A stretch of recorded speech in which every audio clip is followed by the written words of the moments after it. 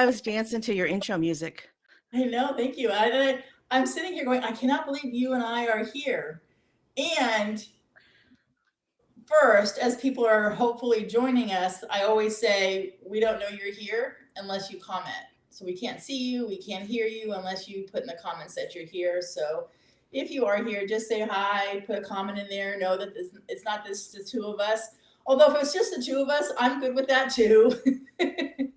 I think we have a lot to talk about. We have a lot to talk about. Candace and I go way, way back. I want to say we go back 10 years, Maybe more. maybe more, because I want to say my Yeah. kids are 13 and now they're 24 and 26. And mine's 23. Yeah, Yeah. they were just little Yeah. Well, teenagers. teenagers. Maybe Yeah. younger. I don't know. It's been a while. I don't want to share stories of my oldest and our teen years. My youngest is easier, my oldest, not so much. Hey, Rachel. Oh, So thank you, Rachel. Yay, I see you're here. hi, Rachel. Rachel, Candace is a really good, was Oh, she helped me. The two of us grew a networking group that was phenomenal, It right? grew to be like 80 people. Yeah, we had a network of women, mostly women, right? Some good men Mhm. was, I think, the tagline. Yeah. Daryl was pretty good. You remember Daryl, the carpet cleaner? Yeah. Yeah. Yeah, Remember yeah, him. yeah. But we grew a phenomenal networking group. It might have even been more than 80 people. Yeah, at one point, I think basically kind of leveled out to the 50s, but at one point we hit 80 women in our group. Um, so I'm really glad that we're here to catch up. So I know a lot of the people on are just going to see us catching up, and that's okay. Candace is amazingly cool. She has some great stories, and I love her. She's known as the Gratitude Geek. So my first question to Candace is, how did that name come about? It's a long story, but I can tell you the short Okay, version. we have time. I'm sitting back. So, my husband and I started an online custom furniture business in 1999-ish, maybe 98. And we had a web host she was just a stay-at-home mom. She had a bunch of kids, and she, managed our website for us. And one day she sends me a message and says, "Candace, I need to sell my business." And I said, "Oh, I'll buy it." So so I bought her web design and web hosting business. Didn't really know what to do. I mean, I had been doing my own web design at that point, but Yeah. it was 2001 maybe. I really didn't know what I was doing. So I got a book of business, her hosting clients, her web design clients. I hired a web designer and I ran that business as momgeek.com for, I don't know, 7 or 8 years. And then I can't remember if I sold the web design business before or after I was introduced to this greeting card and gift business. And, it was all about telling people how much you appreciate them. Gratitude, gratitude, gratitude. And I needed to come up with a website to go with this new greeting card and gift business. And I already owned Mom Geek. So Mm-hmm. it just made a ton of sense to purchase Gratitude Geek. And so then I spent probably 2 years becoming Gratitude Geek. Yeah. And in that 2 years, I was diagnosed with metastatic breast cancer. It didn't start as metastatic. It started as just straight up breast cancer. And my good friend Tanya used to come and sit with me during chemo. That's Yeah. how far back we go. How far back? And So, it was a long time ago. And yeah. so as this is all going on, I'm becoming Gratitude Geek by sending cards and gifts in the mail to people and telling them how much I appreciate them for the love that they were giving me. And I think a lot of the reason why I'm living with metastatic breast cancer 8 years later is because of the Gratitude Geek that I became. Yeah. So I gave myself the name before I became the Gratitude Geek. And it's just The universe telling people. knew. The Yeah. universe. Yeah. Yeah. So am I allowed to say the name of the company? Sure. Yeah. So send out cards, right? Yes. So Yes.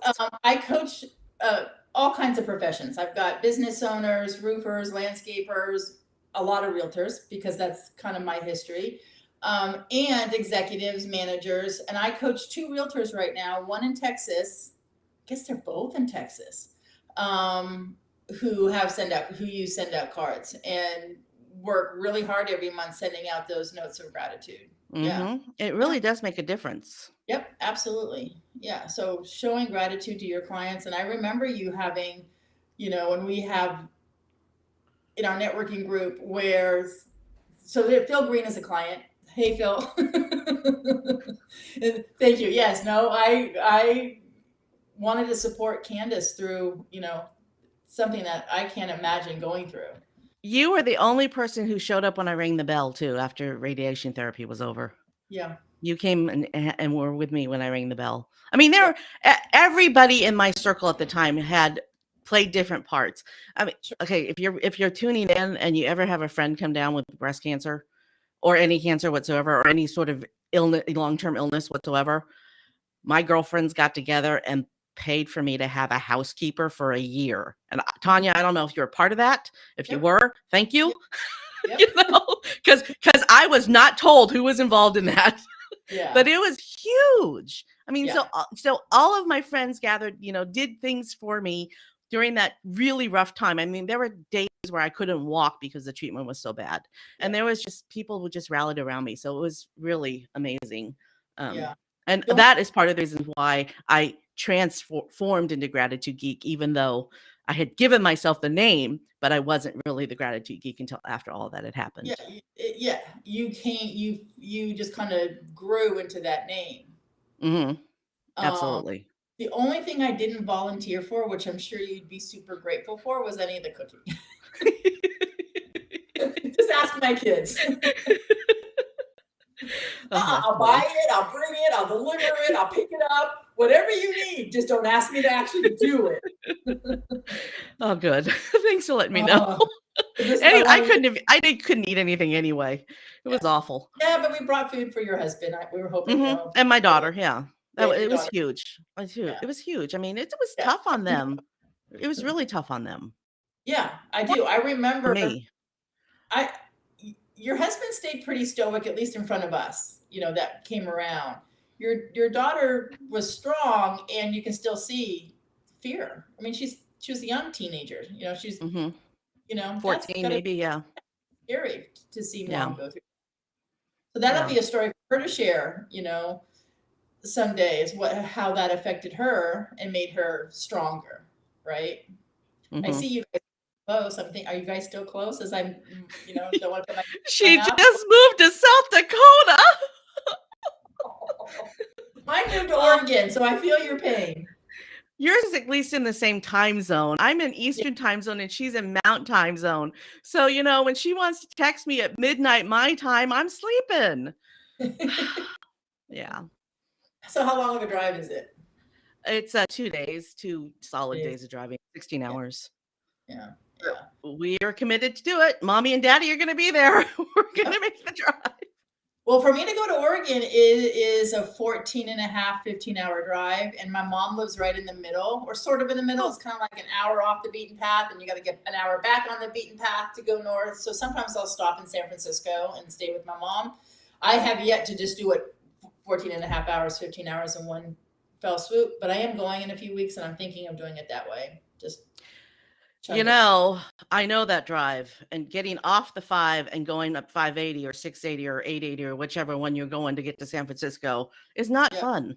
No, it's not fun. And that's what takes that hour off. It's way more than an hour if you hit it at the wrong time. Exactly. Yeah. If I hit traffic on a Friday, it's 2 hours off the beaten path. And then, obviously an hour to go back to get going north to Oregon. So I'm thinking this time I might just do it all in one day, leave at 4 a.m. No, that's a long drive by yourself. Yeah, it is. Hey, I got a dog. Oh, stop and see your mom. Stop and see your mom. If she's on here, she should be making a comment. If anyone has a question for me or for Kandas, please feel free to ask.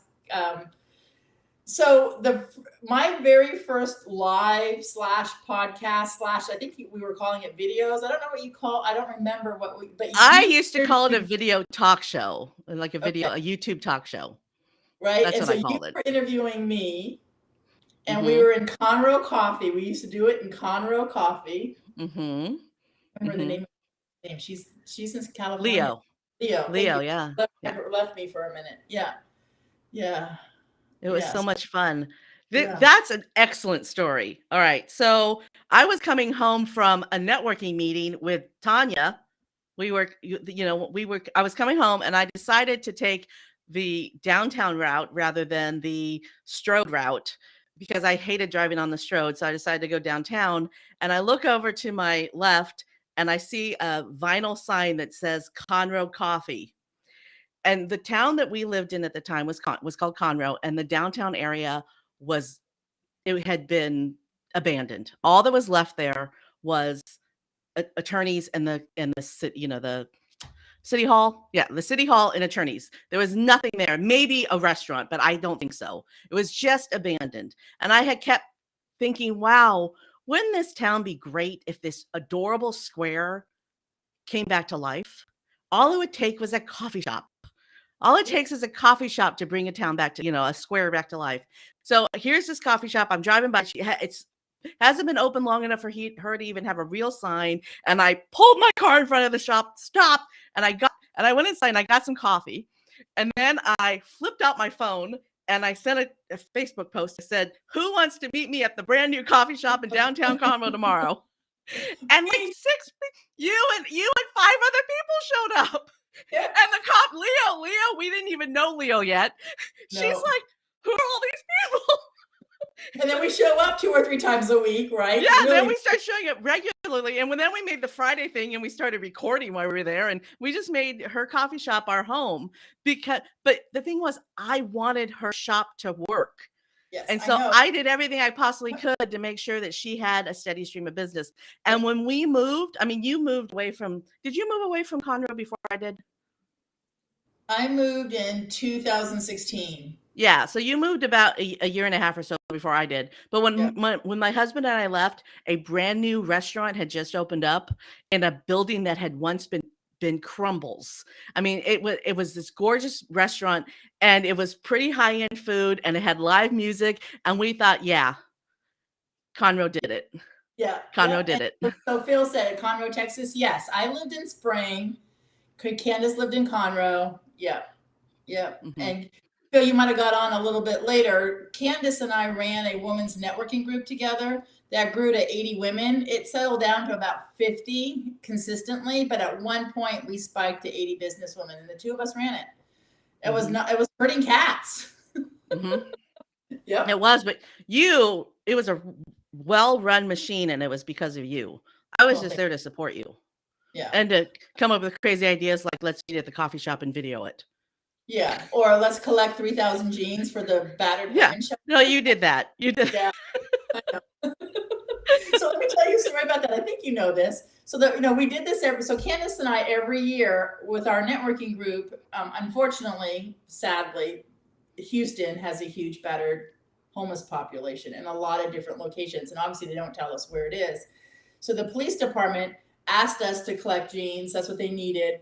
And so we went to collect jeans every year and we would drop it at the police department. Well, the first year, Candace and I as a group, we did maybe 300 jeans.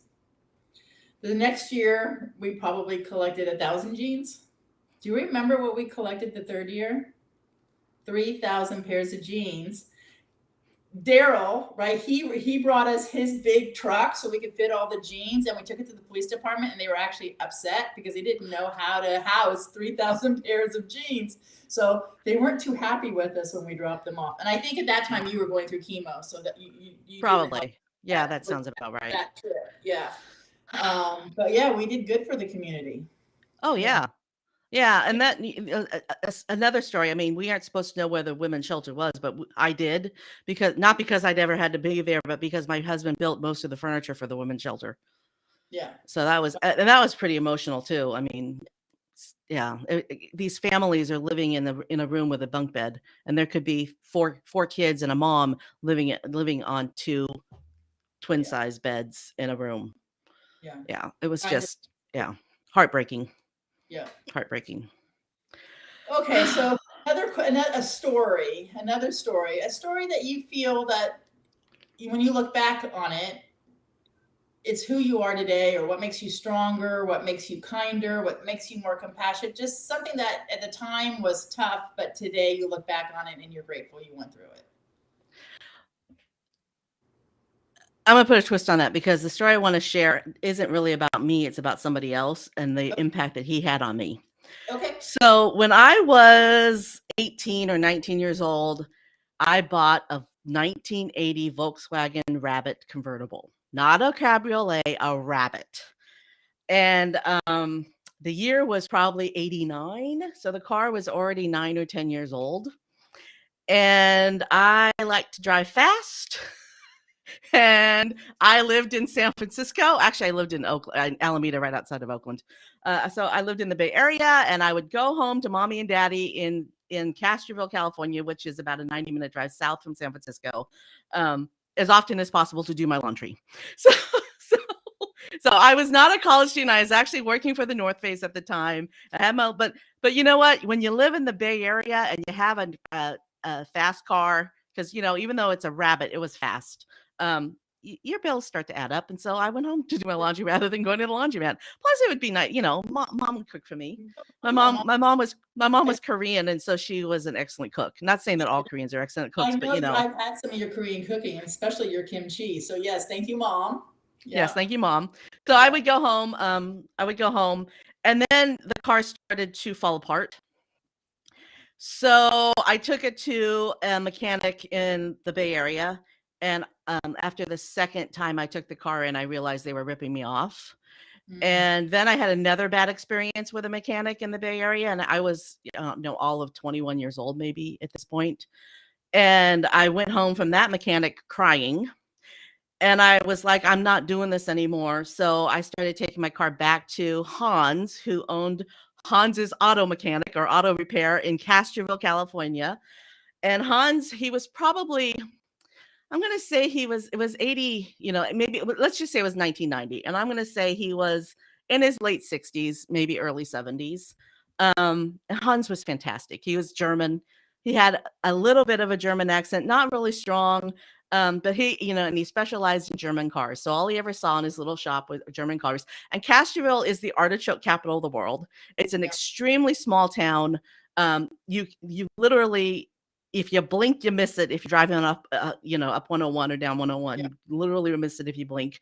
But I went to high school there. So I would just, I'd take my car down there and then I'd borrow my mom's truck to go back to work at the North Face, which was in Berkeley at the time.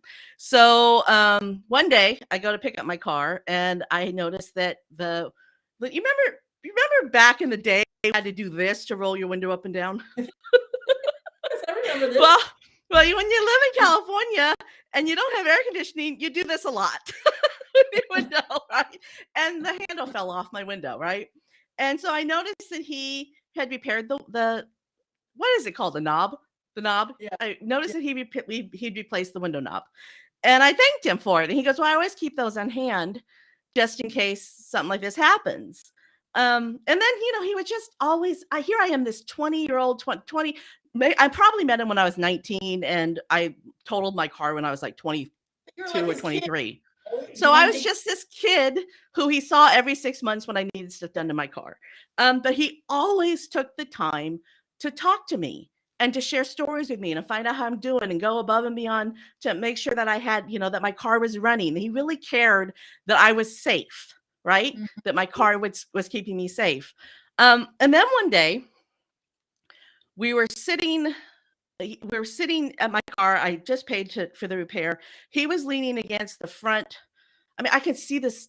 I can still see it in my head. It was a white cabriolet, and he's got the blue mechanic suit on, and he's leaning back against my car, and I'm talking to him with my hand on the window. And he tells me about the time that he was a Nazi soldier. Oh, wow.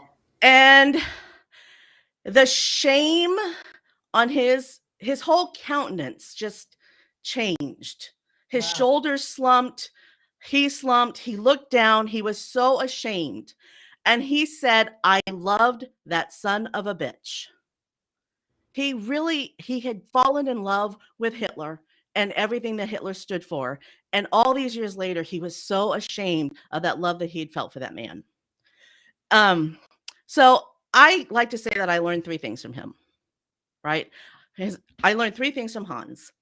I learned that you should always be kind, right? And I learned that you should always go above and beyond when you're in a sales situation. Yep. And I learned that even the kindest, most gentle natured people can fall for a demagogue. And it was Yeah. really frightening. That is a really frightening realization that he was so kind. I couldn't imagine him hurting a flea, and he had been a Nazi soldier. Yeah. Yeah. I did not see So, that coming. Like, wow, I did not see that twist to that story. But but sure, can you but go? that's his story that he lives with and why he's so kind. And yes, when you're in sales, and everybody's in sales, you want to exceed Mhm, expectations, right? You want to go above whatever that bar is. So, mhm. But yay, all huh? these years later, I'm 53 years old, and all these years later, I keep those 3 lessons close to my heart. Yeah. And I just everything, the way I ran my business, everything was about the 3 lessons that I learned from Hans. Yeah, I love that story, and I did not see the twist coming. My daughter says the same thing. My youngest is 24, and she'll share stories when she was like 16 or 17, and she'd go into the store to buy mom a Christmas present, and they never served her. They just ignored her. She wanted to buy me I remember in the Woodlands there was an expensive kitchen store where you have fancy, expensive pots and pans, and she wanted to buy me like a blue crock pot or something, you know. Uh-huh. And it was Christmas, so it was busy, and nobody served her. So she came home without the present, crying. So I called the store and say, "Do you know what had just happened? I want to talk to the manager." She knew what the lady looked like and everything. That Wow. lady actually sent her a note and apologized, but they ignored her. And Yeah. the side is now she goes she has a used car, and again 6 months she goes in. She's been going there since she was probably 19 or 20 before she was married. She's married now. They respect her, they talk to her, they treat her like an adult, they give her phenomenal service. And so she's got 2 sides of humanity, Yeah. similar to you. It's so important. They have It's Hans stories, but she sees at least the good part and how to treat younger people as she gets older, I hope. Yeah. Yeah. Yeah. Just a little modicum of respect. And Yep. your buddy Phil, Yep. you're something special, aren't you, Phil? Come on, Phil. You got to meet Candace. Candace, Phil, Candace.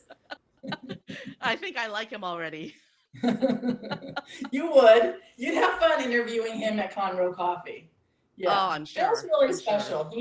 He is a coaching client, and even if he wasn't a coaching client, he'd be a friend. He goes above and beyond too. Phil, I want to know if I can say what the secret is with what's going on in your household, or no? Can we talk about the secret that's going on in your home, or no? We'll wait till he responds before I spill any beans. I have another story related to the one that you just told about Go for it. the oldest. It was the oldest, right? Anya, the youngest with the car. Katya is the one I just had the baby. Katya which one with the crock pot? Anya, the youngest. Anya. Okay. So my husband and I became engaged. We had just finished moving in together. So yeah, my husband had to marry him the day we moved in together after I'd already agreed to move in with him, right? Yeah. And he was like, "Well, let's go get a ring." And we were smelly and stinky and dirty, but I was wearing a pair of $250 sunglasses. And so was he, because I was a sunglass buyer at the time. So I had really good taste in sunglasses at the time, right? And so it was pretty obvious by the quality of our sunglasses that even though we were dirty and smelly at the time, that there would be a little money involved, right? We weren't these poor slobs, right? We went into 3 different jewelry stores before somebody talked to us. There you go. There you go. Yep. So it happens. And I think my husband paid cash for the ring. I'm pretty sure he did. Yeah. I can't remember. Can't remember because it's been a long time. But Yeah. you All right, know, so you just don't judge. yeah, Okay, you don't want to I judge want to hear people. So Phil's story. Phil's story. So he is surprising his wife with a new puppy. Now, if I was his wife, I don't know if I would like that, but I'm assuming he knows his wife well enough that he is surprising her with a new puppy, a little one. Is she going to be responsible for cleaning up the poo poo, or are you going to be responsible for cleaning up the poo poo? There you go, Phil. We'll wait for your answer. Because yeah, because we don't have a dog because I was the one who had to walk it. Yeah. And there's nothing more glamorous than walking around with little baggies full of poo. That now. Maybe that's why I'm still single. Oh, you know what? Dogs are honestly, I love dogs. And they do keep you. I mean, when you have a dog, you have to go for a walk every day. And you know, so I miss that. But yeah. All right, both of the other two. So this is going to be your third dog. Wow. So it's totally okay. I mean, you know, poo happens at that point, right? Oh, I love it. I love it. Oh my gosh. Yeah. So I got Charlie, my dog, over COVID because I really was, you know, I'm good with being single. I'm good with being alone. Although I did find out through COVID that I did have limits to that, you know, with mental health and being so isolated. So Charlie, about a year late, came about a year into COVID. And thank goodness for things like Zoom and Zooming my family, because I've got my family spread all over the United States. So we don't do it anymore, but we got on Zoom for, you know, quite a few months. I found out that I like being home alone. I hardly ever leave the house anymore. No, I like it, but I still want to be able to go hug somebody. But you know what? I network online. So I do speed networking. I'm a podcast host, so I go to podcast networking. I'm always networking on Zoom, so I'm always busy. And it's just as exhausting to network in a virtual setting as it is to network in person, maybe a little bit more so. So it's still, you know, I believe it or not, I'm an introvert. I know, me Yes, too. it's true. So after I hang up from this video call, I'm going to go and suck my thumb for a couple hours because that's how long it's going to take me to get over being on. Yeah. Right? Yeah, absolutely. Yeah. So one of the jokes with when in business is when I would have a client party, when I owned my own real estate company, I'd have a client party and I was the first to leave. I'd leave my parties first. I did. You know, so what was the name of the wine gal in Magnolia, right on the 1488? With a G. First, not Glenna. No. I know who you're talking. I can see her face. I can see her. Rhonda. Yep. So I remember one time I had a client party at Rhonda's, and it was like from 2 to 4. And I stayed till about 4:15, and everybody was still happy, and they're still buying wine, and Rhonda's happy to serve them, and making food. And I'm saying, I'm a babysitter. I gotta go. So I leave. I'm like, I hit the wall, everybody, with this gregarious. I'm gonna be in front of people smiling for 2 hours. Phil's cracking up because he just had a client party. So I think that's why I love being a podcast host so much. Why I love being a podcast host so much, because I can control the conversation. I can have an interview. It's really difficult for me to be on this side of the mic. Like I want to be control of the conversation. I'm also a D. I'm an introvert and I'm a D on the DISC profile. Yeah. I don't know how those go together, but they do. They do. Yep. So I always want to be in control. But it's on my own terms, and I can schedule it around what I want to do, and I can choose who I want to interview. And then when the interview's over, I can let it just simmer until it's time to do the rest of the stuff that has to happen with it. That interview takes 45 minutes. The actual producing of the podcast takes 5 or 6 hours, right? Wow. But I just like it because I get to be social, but then I can also do the thing that I really like to be, which is be by myself. Yeah, me too. And I like Restream because I don't have to do anything afterwards. It's like, this is it. Then I click end stream and we're done. So and I explained to you that I'm a D, so I couldn't do that. I know you can't push end. I can. You can't. Nana boo boo. I'm so afraid to make a mistake right now because I would edit it out of my show. All right, so two more questions before we go. We're running over, and I'm fine with that. And if anybody needs to leave, because that's, I come and go. appreciate that they've all stuck around. Yeah. So two questions. Number one, so since this is about telling stories, give us a sneak peek into the future. Like, what is your next chapter? Is there a next chapter that you're willing to share? So my daughter is off to grad school. I think we already covered that, but she's off to Yeah. grad school, which means that my husband and I are empty nesters. And that means that we can start making decisions, right? Things that we couldn't. I mean, we really can't make life and death situations until she's done with grad school, right? We still have to be mom and dad for maybe 2 more years, but it's time we can start doing stuff, Yep. and making choices, but we don't know what they are yet. Yeah. Well, that's cool though. It's an adjustment. Both my daughters are married now, and I have a grandkid, and this just admitting and saying out loud the word grandma was huge for me. I'm like, what? What the frost? When did that happen?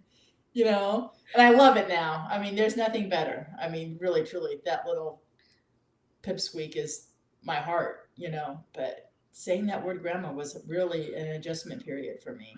I Really. don't know if I'll ever be a grandmother because my daughter says she doesn't want kids, which is Mhm. fine, but I can imagine that it would just be wonderful. Yeah. Well, there's babies that need to be held and Yeah. out there if you ever have the need to. Unfortunately, my immune system doesn't Oh, do well with babies. The yeah. last time I held a baby, I was sick for a week, and the Wow. baby wasn't even sick. Yeah. Yeah. No, well, you need to stay safe for sure. All right. Yeah. So we know a little bit of the next chapter. Last question. When you're down, feeling a little low, was there a book, a song, a poem? What gets you going? Oh, there's so many things. So I love the song "How Soon Is Now" Mm, and "In Your Eyes" and "Born to Fly." Like those 3 songs. yeah. If I play those 3 songs, I'll start dancing. Because especially "In Your Eyes" just reminds me. So I don't know if any of you are in California or even will understand what this is, but I am from California, Yep. and Highway 101 hugs the Pacific Ocean at points. And I would drive, or the Monterey Bay, and I would drive my Rabbit convertible with the top down home from college. I was going to college, and in Salinas. It was a community college. So I was going to Yep. community college in Salinas. I lived in Castroville. It was about 25-minute drive. I would throw the top down at 9 o'clock at night because I was doing night school because I was working during the day. And I would drive home and listen to "In Your Eyes" over and over and over again. And the stars were up above me, and the smell of the salt air and the wind in my face. And every time I hear that song, I can remember what it feels like to drive that car with Wow. all those sensations going on around me and being 19 years old and not giving a flying F about anything else in the world except for that very moment. Nice. So that's an impactful statement. As humans need to have those feelings, even at 53 or 60. Hmm. Yeah. Yeah. Mm-hmm. And so just hang on. And there's nothing special about that memory except for the feeling of being at peace. Yeah. Well, my California car was a VW bus that Oh, made even more fun. they went 50 miles an hour. I drove a VW bus once too from California to the Grand Canyon via Utah. Yep. It was Oh, really interesting because the steering wheel is like this, right? It's not like this. It's like this. So yeah, I've driven one. over it when you drive. Yeah. Yeah, it's kind of comfortable though. It is when you get used to it. Yeah. Mhm. Mhm. Mhm. Don't fall Yeah. asleep. Yeah, it is. Yeah. But that car taught me patience, right? I Oh, mean, I'm sure. I drove it from California to Maine. There is no way in heck I'm going to get there in any quickness, right? I mean, especially it's air cooled, Yeah. so you're right, and so I had to be super careful of overheating it and all that kind of good stuff. So However, you could always stop at a rest area and take a nap because it was spacious, right? yeah, I had a bed in the back. Yeah, Yeah. yeah. Yeah. It, I I keep telling my husband I want to get some sort of vehicle. I don't think they really make vehicles like that anymore where you could sort of sleep in. I don't think they make vans like that anymore. But that would be ideal for camping. For me, because I don't want to sleep on the floor anymore because it's too hard to get up. But I miss camping. We haven't gone camping in 5 years. I miss camping. And I would love for my husband and I to be able to go camping, but we would need a camper. Well, I think they make camper vans. I'm going to let you Google it when we hang up. But not like the little VW bus. Yeah. You know. I love that VW bus. It was green. It had a pop top. It was pretty cool. And then I moved on to sailboats after that. So yeah, and then you lived on the sailboat for a long time. Years. Yeah. Yeah. So a lot you have good stories to share. I don't know why you're asking other people to share their stories when you're the one who has all the juicy stuff. Well, one time I'll let you be the interviewer next time we come on, because it has been about 5 years since I've interviewed you, and the last time I interviewed you, you were a real estate agent, and you're not that anymore. So you need to come on my show. 5 years because I've been coaching 7. Yeah. Oh, well, then it's been way more than that. Well, I started the podcast in 2014, and I probably started the YouTube talk show in 2013. Yeah, and I started coaching in 2016 because I moved to Carlsbad because I became an internal coach for Buffini Company. Oh, that's right. Yep. Yeah. That's right. And then I left my corporate job this year, January of 2022, and started my own business. How awesome. So I'm CEO now for 7 months, and it's scary. And I have, people in the back of me going, what the heck are you thinking? You had a steady paycheck. You had a health insurance. You had a 401k. And I was miserable. And every morning I woke up thinking, how could I call off work today? And now I'm happier than I've ever been. And the money will come. Yeah. Keep serving my clients. And gratitude. And it'll fall into place. It always has.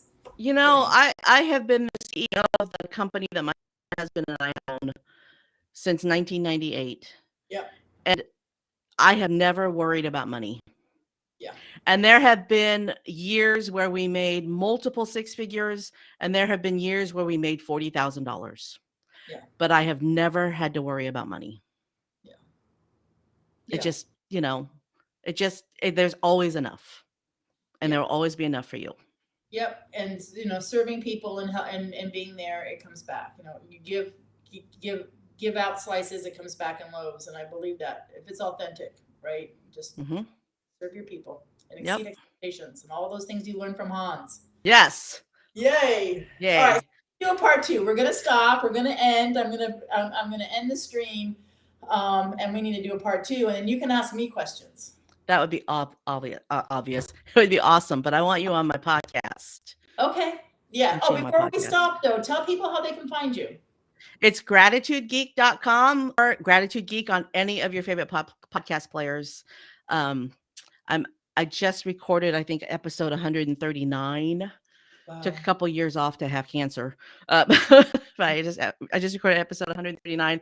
And next week, I am interviewing Ivan Meisner, the founder of BNI. Yeah, so that's a pretty big deal. So anybody watching this here knows Neil deGrasse Tyson. This is my vision board for the year. I've already interviewed number 1. Neil deGrasse Tyson is number 2, and I've changed my mind about number 3. Okay. So if anybody knows Neil deGrasse Tyson, I want to interview him. Okay, good. Get it out in the universe.